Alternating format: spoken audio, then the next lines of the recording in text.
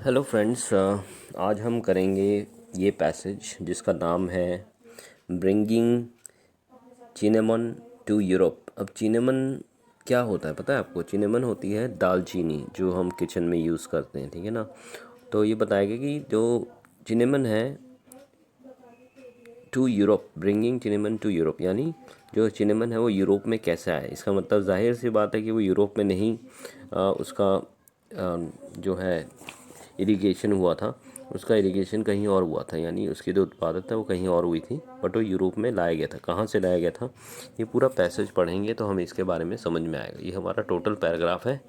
आज हम करेंगे इसमें क्वेश्चन नंबर 5, ठीक है ना। Question number 5 fill in the blanks है हमारे पास, तो हम उसको आज सॉल्व करना सीखेंगे कैसे करते हैं। तो हमने किया क्वेश्चन नंबर 5 को पढ़ा पहले क्या लिखा हुआ है, फिर हम इसके बारे में पता लगाएंगे। लिखा हुआ है 5 में, देखिए लिखा known as a treatment for dash and other health problems, ठीक है ना। यहाँ बताया गया कि जो चिनेमन है उसे ट्रीटमेंट के लिए भी यूज़ किया जाता है। किस ट्रीटमेंट के लिए, वो आंसर आएगा हमारा। और अदर हेल्थ प्रॉब्लम, और इसके अलावा कुछ और हेल्थ प्रॉब्लम्स भी अगर होती है उसके बारे में, वो भी इसी चिनेमन से यानी दालचीनी से ठीक होता है, ठीक है। तो इसके बारे में अगर हम पढ़ना चाहें तो हमें इसका आंसर देखो, जैसे कि हम पढ़ेंगे पैराग्राफ में। हम गए पैसेज में और इसके बारे में हमने पढ़ा। तो हमने पहला पैराग्राफ पढ़ा और मुझे जो इसका आंसर मिला वो एकदम लास्ट के 2 लाइन में मिला, ठीक है। लास्ट के 2 लाइन देखिए हमारे पास लिखा हुआ है cinnamon was also reported to have, लिखा हुआ है ना लास्ट के 2 लाइन में।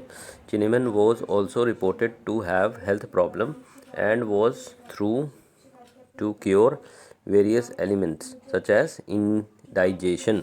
तो इसमें बताया गया है कि जो चिनेमन है वो हेल्थ प्रॉब्लम्स के लिए, हेल्थ बेनिफिट्स के लिए भी अच्छा है, और इसके थ्रू कई तरीके के जो बीमारी वो ठीक हो जाती हैं, उनमें से एक है इंडाइजेशन। तो हमारा आंसर नंबर 5 जो आएगा वो आएगा इंडाइजेशन, क्योंकि यहाँ पर 1 वर्ड का ही आंसर लिखना है, तो हमारा आंसर आएगा इंडाइजेशन। तो इस तरीके से आप ये आंसर इंडाइजेशन कैपिटल लेटर्स में लिखेंगे और 5th नंबर कॉलम में, ठीक है ना। उसके बाद देखो ग्रोन इन डैश, ठीक है ना। इसका मतलब ग्रोन इन डैश मतलब क्या होता है, ये कहाँ उगाया गया था, ठीक है ना। तो इसके बारे में भी हम पढ़ेंगे इसी के बाद वाली लाइन में, तो हमें इसका आंसर मिल जाएगा। तो हम ये पढ़ते हैं, सेकंड पैराग्राफ में जाएंगे जहाँ हम इसका आंसर निकालेंगे। सेकंड पैराग्राफ में अगर हमने इसके बारे में पढ़ा तो हमें इसका आंसर सेकंड पैराग्राफ के 3rd लाइन से स्टार्ट है। देखिए लिखा हुआ है at that time cinnamon was transported by, देखो लिखा हुआ है ना ट्रांसपोर्टेड बाई, लिखा हुआ है यहाँ पे,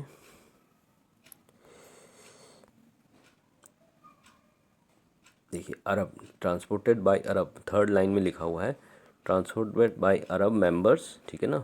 इसके आगे लिखते पढ़ते हैं members who closely guarded the secret of the source of the spice from potential reverse they took it from India, यानी ये कहाँ पर उगाया गया था, इंडिया में उगाया गया था, ठीक है। वेयर इट वॉज ग्रोन, तो हमारा क्वेश्चन नंबर 6 का जो है वो लिखा गया था कि वो कहाँ से ग्रो किया था।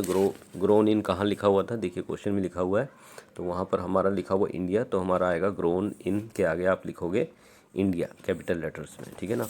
तो ये हमारा आंसर नंबर 5 जो है इंडाइजेशन, 6 इंडिया कैपिटल लेटर्स में लिखेंगे अपने जो आंसर शीट में नंबर 5 में और नंबर 6 में, ठीक है। इसी तरीके से आप आंसर नंबर 1 2 3 4 7 8 और 9 निकालेंगे, ठीक है। एक क्लू मैं आपको दे देता हूँ इसके बारे में, जो आंसर है वो आपको सीरियल वाइज ही मिलेंगे। तो 1 2 3 4 5 6 जैसे हमें फर्स्ट और सेकंड पैराग्राफ में मिल रहा है, तो हमें उसी तरीके से फर्स्ट पैराग्राफ पढ़ना है और इसके आंसर्स निकालने हैं, और साइमल्टेनियसली बाकी आंसर्स भी आप निकालेंगे, जो कि हमारा 7 और 8 है। तो जाहिर सी बात है कि ये आंसर्स भी आपको सेकंड और थर्ड पैराग्राफ में मिल जाएंगे, ठीक है। तो इसे ध्यान से करें, ध्यान से पढ़ें, और आंसर्स जो है आप कैपिटल लेटर्स में लिखें, ठीक है। कैपिटल लेटर्स में ही आपके आंसर लिखे होने चाहिए। तो अपना जो पैराग्राफ है वो ध्यान से पढ़ें, ठीक है।